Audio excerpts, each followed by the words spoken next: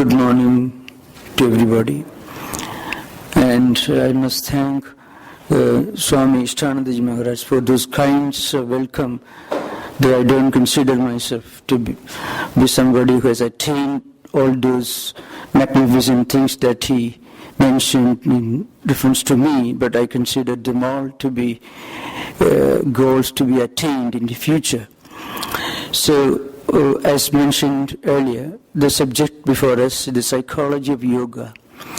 So most of you who read newspapers every day, who travel in different parts of this country, know how popular yoga is becoming in this country for the last nearly 20, 30 years. Not only in this country, but in different parts of the Western world. Now, the yoga that's becoming popular these days is called Hatha Yoga. It is only a very, very insignificant, unimportant aspect of the yoga way of life, which is the subject of discussion in the classic work written by the sage Patanjali. It's called the Aphorisms of Yoga. I don't say that the Hatha Yoga, the physical aspect of yoga, is totally irrelevant.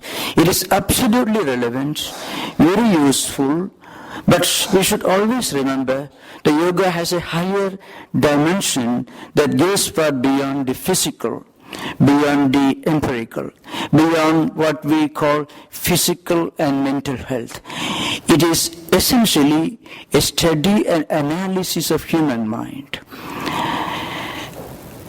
It helps us to understand what we are, why we behave the way we do, what is the true nature of a personality.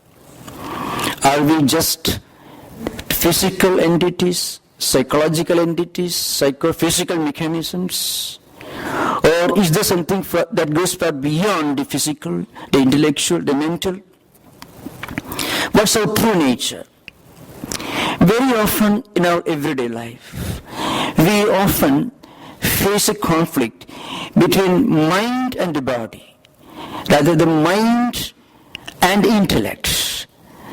To give an example, when you listen to a talk on yoga, Vedanta, meditation, spirituality, you feel like going to the library and taking up a book, start reading. Wonderful idea, so I should try to practice meditation tomorrow onwards. We take a very strong decision, sincere, honest. But the moment we try to do that, our mind suddenly comes and tells us, no, you can't do that. The intellect is willing. We recognize the importance of starting a new chapter in our life, practice meditation, spirituality. But then, when we try to practice that, you find a mysterious, invisible force presents itself and prevents us from doing that. This particular phenomenon can take the form of procrastination, postponement, self-deception, and so on. When it's time to meditate, our mind may tell us, well, maybe not today because today I'm rather busy. I have to reach the office a bit too early. There'll be traffic jam, so I have to start quite early. So our mind suddenly throws up a challenge, which means there's a conflict between what we would like to do and what we actually are able to do, what our mind is willing to permit us to do, and what we would be very happy to do. Why is this conflict? If this conflict did not exist, all of us could be saints and sages in no time. There is nobody in the world who doesn't want to be a good person. You go to any prison. For one fundamental principle in criminology is nobody is a willing criminal. Nobody wants to be a criminal. He may commit a criminal activity, an undesirable thing in his life, but he thinks that there is a higher motive for doing that undesirable act. Which means there is nobody in the world who is a willing criminal. That's always a conflict between what we would like to do. We want to lead a good life. We want to start meditation. We want to tell the truth. We want to work hard. We want to focus all our energy and time into one noble selected area. But when we try to do that, something within ourselves throws up a challenge and effectively prevents us from doing that. Now what is this? This is the subject of Patanjali's Yoga Sutras. If we can really study Patanjali's system of philosophy, his system of psychology, and if you're really willing, all of us can start a new life any day, any moment. Nothing will be lost. Whatever we do, little that we do, will be useful to us in the future. Any day, any moment, we can start a new life. As an introduction, I must say, Patanjali's yoga system is one of the 6 orthodox systems of Indian philosophy, which means it is a system that fully accepts Veda as a fundamental verbal authority. It is allied to the Sankhya system of philosophy. Total there are 196 aphorisms, including the one which Vyasa introduced by himself. Patanjali's original work contained only 195. One extra sutra was later interpolated by Vyasa, one of the commentators of Patanjali's system. I shall try to focus on some of the important sutras in this yoga work. The whole work is divided into 4 chapters called padas. 4 chapters are called 4 padas. That is Samadhi Pada, the chapter dealing with meditation and contemplation, Sadhana Pada, the practices, Vibhuti Pada, some of the psychological advantages and powers that could be the byproducts of practice of yoga, and the 4th one is called Kaivalya Pada, the chapter that focuses on liberation. So I shall just quote some of the earlier sutras and will come to the subjects, because according to our tradition, we cannot just give an offhand freelance interpretation of a great ancient traditional philosophy which may have originated around 2000 BC, because Patanjali's period, according to most historians, is placed around 1400 BC. So the system should be at least 2000 years older than the Christian era. That means almost 4000 years old. The first few sutras are this: Atha yoganuशासनम, yogaschitta vritti nirodhaha, tada drashtusrupe avasthanam, vritti sarupe itaratra. These are 4 sutras. Then there are a few sutras: Vrittaya Panchatayaha, Klishta Klishta, and then Pramana Viparya Vigalpa Nidra Smrtayaha. Vitarka Badhani Pratipaksha Bhavana. These are the sutras. Please don't worry about, I'm not going to inflict too much of Sanskrit upon you. I won't do that. But as a way of paying tribute to the ancient tradition, it's my duty to quote. That's all. Now, first of all, when do we turn to yoga? What are the compelling factors that ask us, put this question to ourselves? Who am I? What am I? What's the mystery of life? What's the mystery of death? Is life just a journey that begins at the cradle, mother's womb, or ends with a piece of stone in the cemetery? The moment the body is pushed to the tunnel in the crematorium, that's the end of human life. In that case, we are not very different from the life of animal kingdoms.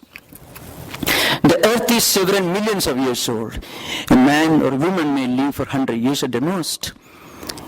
Is that the essence of human life? Is there something beyond that? When we start asking this question, then we begin our inquiry into yoga.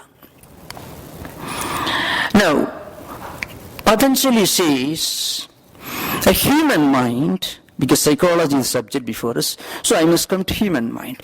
Human mind, by and large, could be divided into 5 categories based on the way it functions, the way it operates in our life. One category is called kshipta, which means scattered, highly scattered. Mostly you find among certain patients who are suffering from flight of ideas. In some morbid manic cases, people who suffer from mania or manic depressive psychosis, as they used to call in ancient times, flight of ideas. Mind is highly scattered. There are not many, because many of them reach a pathological state of total oblivion. They get completely cut off from the world of realities and they end up in psychiatric clinics. This called, mostly they become patients of mania. The second stage, the second category, a large number of people with undeveloped intellectual powers and faculties. They will be focused on one idea. They can't think of education, behavior, morality, not to speak of higher spiritual attainments, morons, idiots.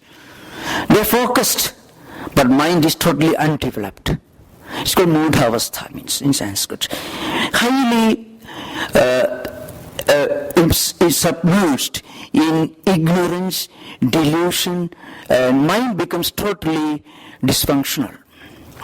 The third category is very relevant because most of the spiritual seekers belong to that category. So that needs elaborate description. It's called vikshipta, the third category. People sometimes feel drawn towards spiritual ideas, as I mentioned in the beginning. But they can't focus their mind on those spiritual ideas. Sometimes they get drawn to spiritual ideas. Next moment, they get withdrawn from them. Like a pendulum of a clock moving in both directions. It moves, it swings in one direction, and again it comes back, moves all the way in the opposite direction. This is the category to which most human beings, including beginners in spiritual life, belong. So it is very, very relevant for most of the spiritual seekers. And that's the area which I am going to focus on. Why do we get distracted? Why can't we make our mind function the way we want it to function? See, we can program a machine. We can predict how a machine is going to work because an artificial intelligence is programmed into the machine. But we can never predict with complete certainty how our mind is going to function next moment. One idea is going to emerge in our own mind. We can never do that. What's the reason? Indian psychology compares human mind into 2 empirical imageries, that of a lake and a bundle of ideas. You can think of a lake. Suppose a lake that is 100 feet deep. 80 feet, all mud, dirt, filth, weeds and so on. 20 feet, pure water.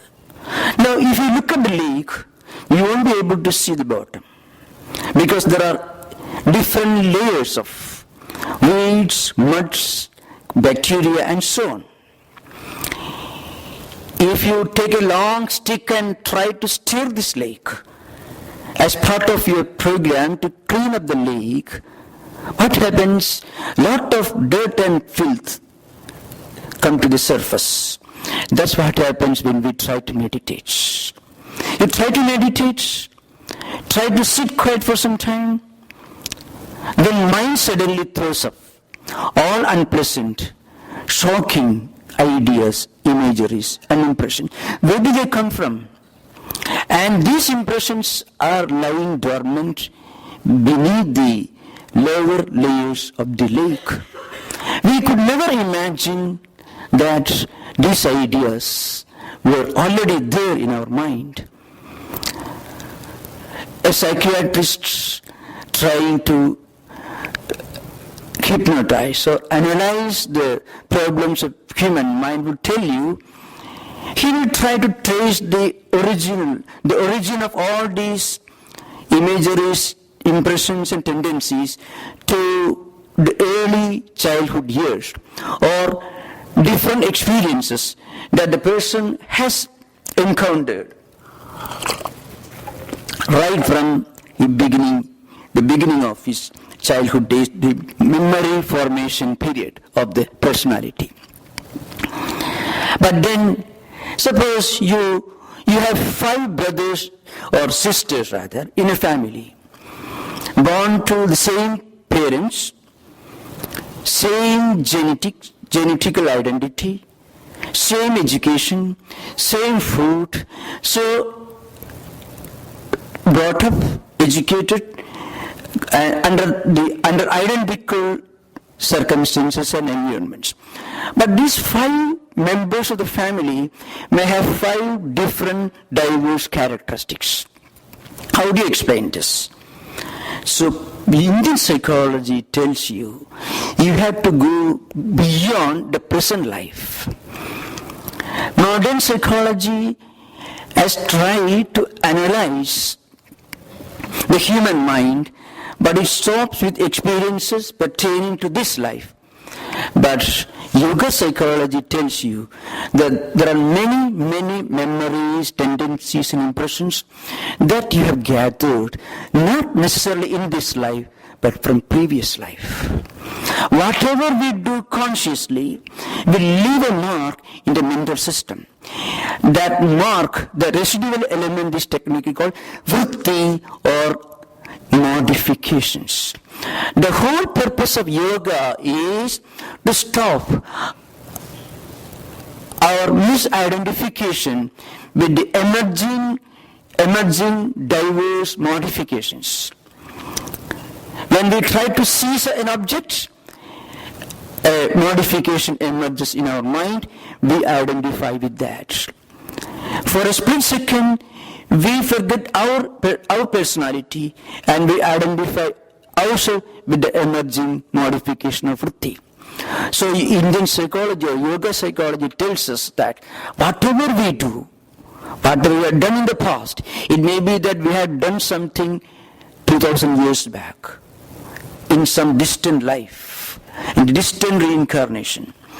We may have practiced japa, meditation, we may have read holy books, we may have listened to some spiritual talks. That experience creates a vritti, and that is stored up in the mental system. Today, when you are traveling in St. Petersburg streets, you suddenly find Vedanta society or some church or meditation center. Well, let me enter this place and try to meditate. It's because you have done this 2000 years back, according to yoga system. You may not have done anything during the last several scores of incarnations, lives.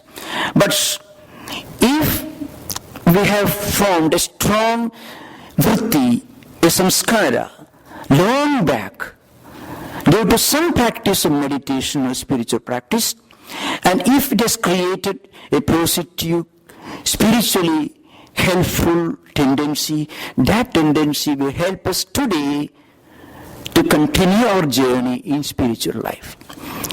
So yoga psychology tells us that whatever we do first creates a result. That result creates a residual element which is called vritti or modification of mind. When a number of vrittis get concentrated, it becomes a tendency. So we have a tendency to do something that we have already done in the past. That's if we go to a lower primary school, you teach a mathematical theorem. Suddenly you find some children show a spectacular, a very rare genius for quickly understanding, grasping what you teach in a class. And if you ask the parents, they may be literate. Maybe that child may be the first person coming to school from that family. But the child suddenly reveals a rare, spectacular faculty for understanding quickly what you teach. It's because the child has already learned this sometime in the past. So for the child it is only revision. It means a creative vritti was formed in the child when the child studied the subjects, and it became a samskara, a tendency. A samskara is nothing but a potentiality, a tendency with a strong potential to repeat the same action in going in search of the same result. That's why sometimes youngsters, when they try to practice meditation or japa, they become restless. If they feel they can enjoy, if they can have a blissful experience by doing meditation or japa, it means that person has reached a stage of maturity in spiritual practice. If the person feels restless, it means it is a new experience that is going through.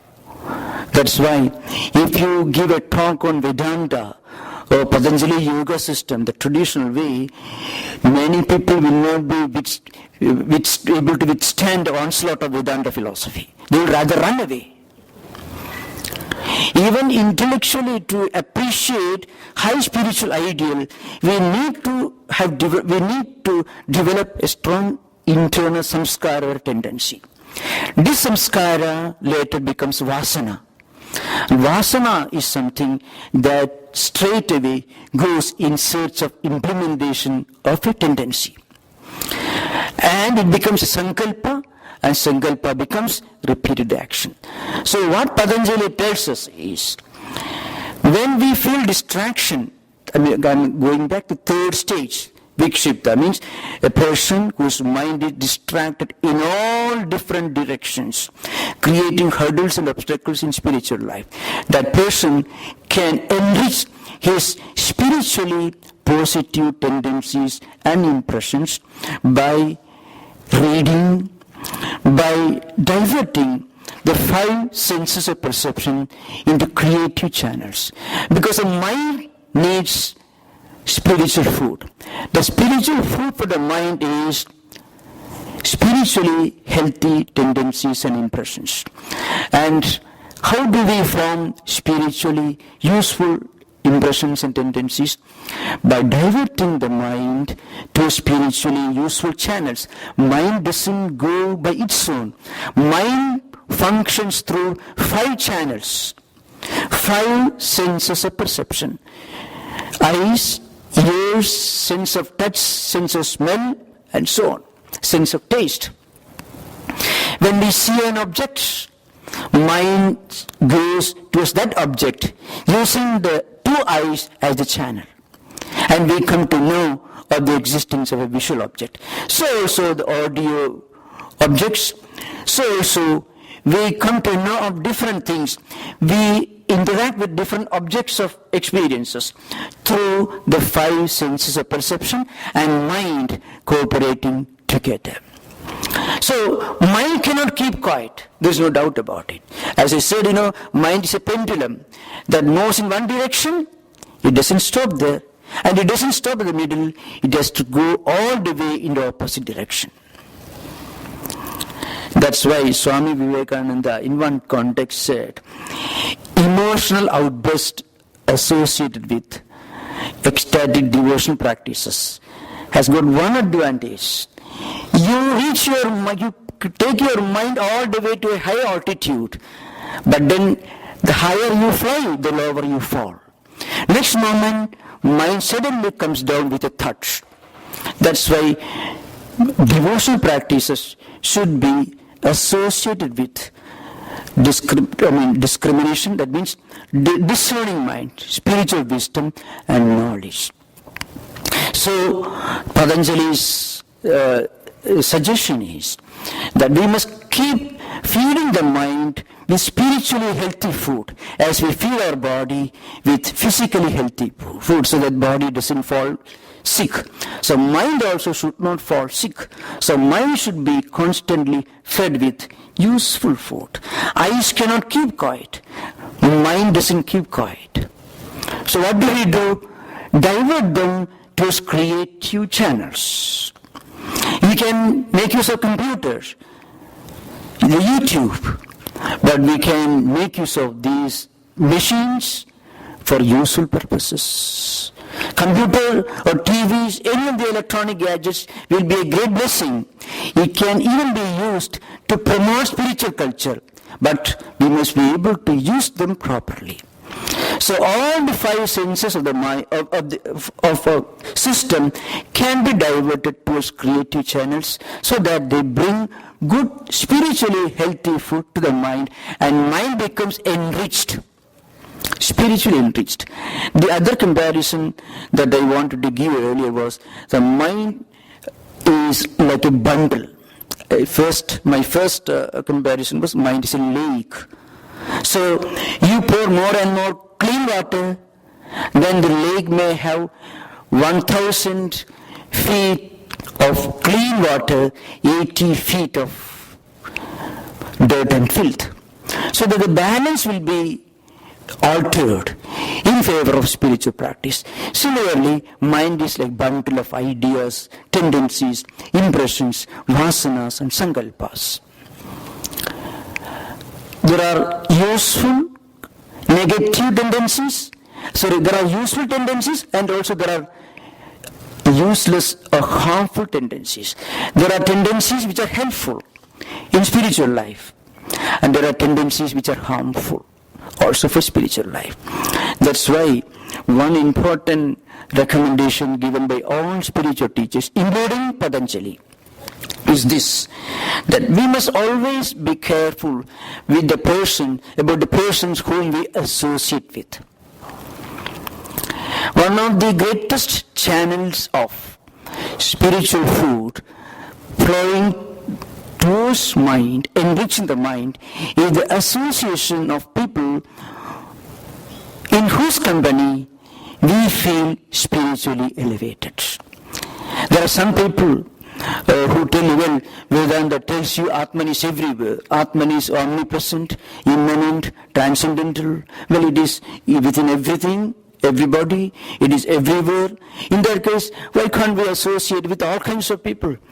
So the point is this: if we associate with certain types of people, the problem is they will convert us to their path. Unless we are spiritually very strong, we may be indirectly feeding the mind with negative tendencies and impressions coming from undesirable personalities. Because very often association has a direct impact on the way our mind functions. The fourth stage of mind is ekagra, which becomes focused. From the third stage, in which the mind is distracted in all directions, we progress to the fourth stage. By feeding the mind more and more with spiritually healthy ideas and tendencies, the balance becomes altered in favor of spiritual progress. So we will be able to enjoy more and more when we practice spiritual sadhana. And mind gets slowly concentrated. That's called ekagra. And the fourth stage, niruddhavastha, that's the last stage, cessation of our sense of self, getting into misidentification with different mental processes, vrittis and modifications. That's the last goal. Now, what do we do when we have to encounter problems? As I said earlier, Samskaras constitute our character, and character is again re-enriched or impoverished by samskaras. Good samskaras enrich, elevate, refine, and sublimate our samskaras, our tendencies. But negative or harmful tendencies impoverish our tendencies and samskaras. Now, what do we do when we encounter problems in spiritual life? Patanjali's suggestion has got far-reaching psychological implications. He says, Vitarka badhani pratipaksha bhavana. Now, in a modern psychology, doesn't take the trouble to conceive of the concept of samskaras. Modern psychology stops with vrittis. And modern psychology doesn't go beyond experiences pertaining to this life. But Patanjali's system makes a clear distinction between vrittis and samskaras. Vrittis are inevitable residual element of any action that we do. But it may be forgotten, it could remain far beneath the unconscious level. Samskaras are those vrittis which are getting reinforced through continued action, through repetition of the same action. And when vrittis become samskaras, we cannot avoid repeating the same action. People who have enjoyed something, when they develop a desire for that enjoyment, when they feel like enjoying, when they do that particular activity, then they will always have a tendency to repeat that action. That's because of the potentiality of vrittis, which is called samskaras. Now, Patanjali says we can always try to neutralize or reduce the impact, decrease the potential, the potency of negative samskaras by enriching positive samskaras, by getting involved in positive activities. That's why Patanjali recommends two fundamental disciplines in yogic practice. And he is very, very particular that these two fundamental disciplines should be practiced continuously before we actually start even some of the common yoga practices like breathing exercise, pranayama, even some of the complicated hatha yoga postures. He calls them yama and niyama, which he elaborates in the Sadhanapada, second chapter of the Yoga Aphorisms. 10 disciplines are outlined here.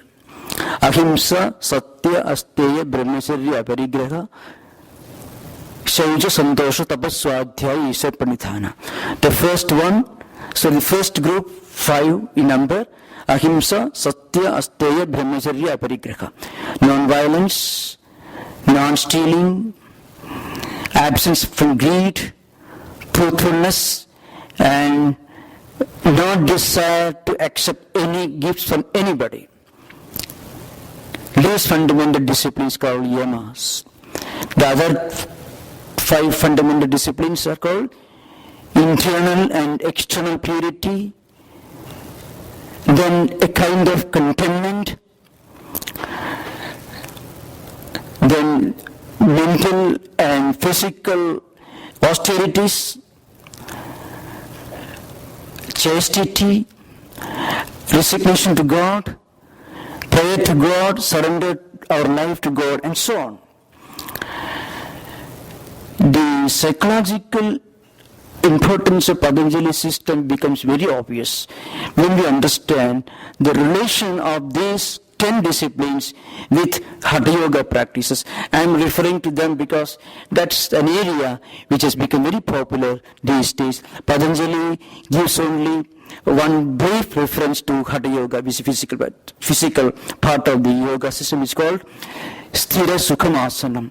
Asana, or physical posture, is defined as a way of sitting properly for a long time in a relaxed mood, so that we do not feel body as a burden. If we can look upon the body as an instrument, not as a tyrant, then we have attained that part of yoga discipline. Now, suppose a person is violent by nature. If that person practices pranayama, what happens, Pranayama, breathing exercises, produces heat and energy. Nervous system gets hyperactivated. Many of the nadis, as they call, nervous systems, which remain normally dormant, get activated. And when they become active, they also give birth to different tendencies and impressions, thinking processes, hallucinations, both optical and visual hallucinations could be produced by people who practice pranayama without getting established in any of these disciplines. So, as I said, heat and energy are inevitable when we practice either complicated yoga postures or pranayama. It doesn't mean that pranayama or yoga postures are wrong. I want to clarify, and I want to take some time to clarify this point, because otherwise it may lead to misinterpretation.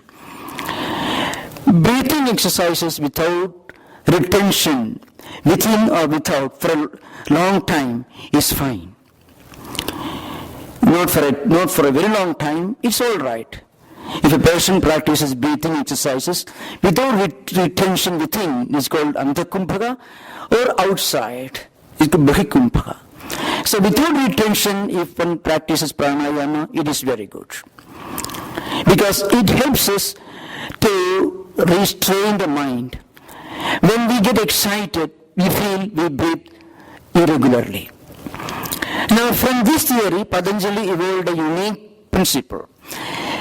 A breathing system can be regulated, systematized, can be made systematic, then mind will remain steady, calm and quiet. So, he evolved this system of pranayama. But if people practice pranayama with long retention, within or without, for a long time, it creates an abundance of energy and heat. Before we produce this heat and energy, we should be established in non-violence. Otherwise, such people become violent.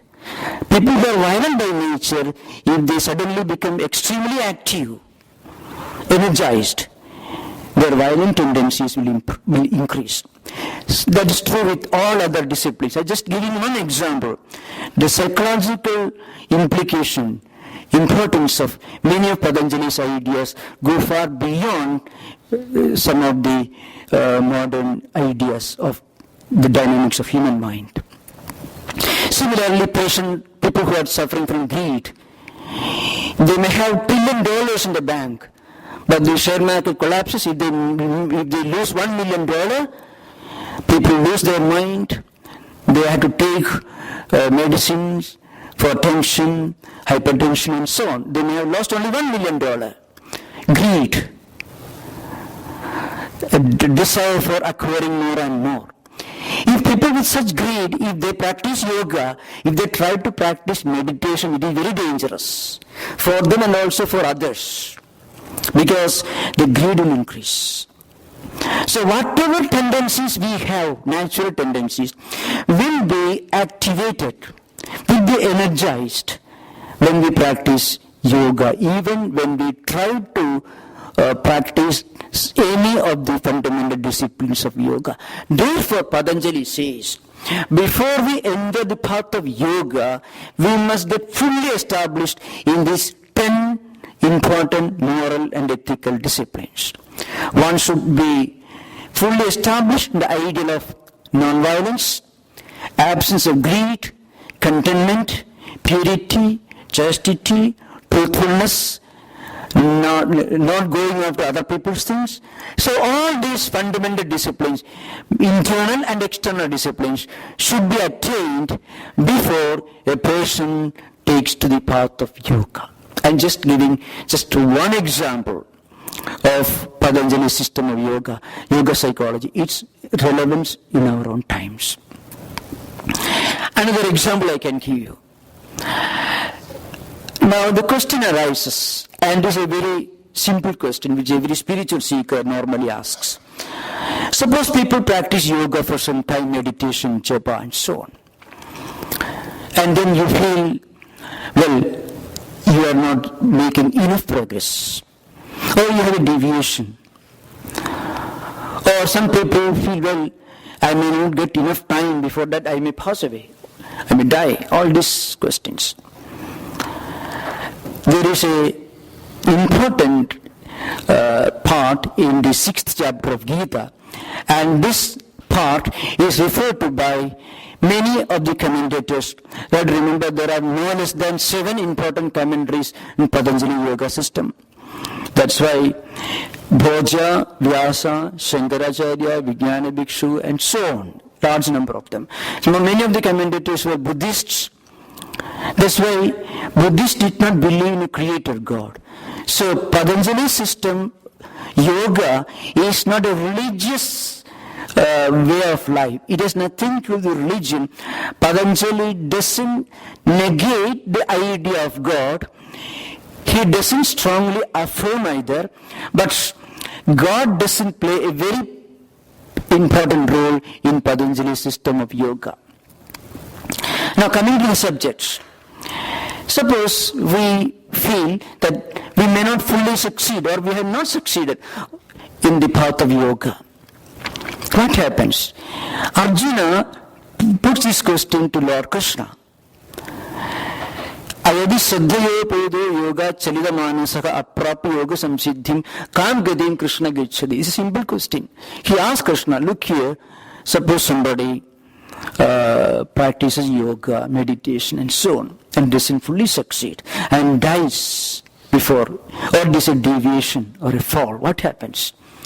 Lord Krishna says, nothing will be lost. Parthana viveka namutra vinasastasya vidyade nahi kalyana kadikaschid durgadim tadagachadi. Then tatradam buddhi samyogam labhade pauradehigam yadadeja tado bhuya samsiddho kurunandana. I have just quoted 3 verses which are relevant in this context from the 6th chapter of Gita, towards the end. Now, in answer to the question as to what happens if you don't fully succeed, or if you have a deviation from the path of yoga, Krishna tells, whatever little you have done in your life, that will be deposited in the spiritual bank. And when you are born again in the next life, with that capital, you can make further progress. So whatever little we do, if we try to practice a little, meditation, prayer, or any kind of yoga, the Raj Yoga, Bhakti Yoga, Jnana Yoga, or Karma Yoga, whatever may be, that part, that little good deed, your effort to practice yoga will become a permanent pressure for you. When you are reborn again the next life, you will be naturally benefited, and as if you are helpless under the power of these tendencies and impressions that you have gathered sometime in the past, you can make further progress, continue your journey towards the ultimate destination. That's the uniqueness of yoga. So yoga gives a simple and strong message. Whatever we do, it will not be lost. That's why it is so different from the way life is perceived and looked upon in Abrahamic traditions. It is not just one journey. This life doesn't end with a full stop. Death is not a full stop. Death is only a comma or a semicolon at the most. Whatever we do in this life, that remains there in our account, and we can draw the check in the next life. And we are all gathered here because we have practiced yoga sometime in the past. Now the present duty is to enrich that. It doesn't mean that we should procrastinate or we should have complacency. The point is this: there is no fear of losing everything, no fear of hellfire, no fear of death being a terrible end to all our actions. So Patanjali's system, to be fully understood, should be read along with these two fundamental doctrines, the law of karma and the law of reincarnation or law of rebirth, the principle of continuity and the eternal nature of our life. This is a very important aspect of Patanjali's system of yoga. So thank you. I have tried to give a very brief, broad view of Patanjali's system, and I'm happy to have come here and meet all of you. And I must express my thanks to Swami Ishtahanandaji for giving this opportunity to come and see all of you. Thank you. Namaskar.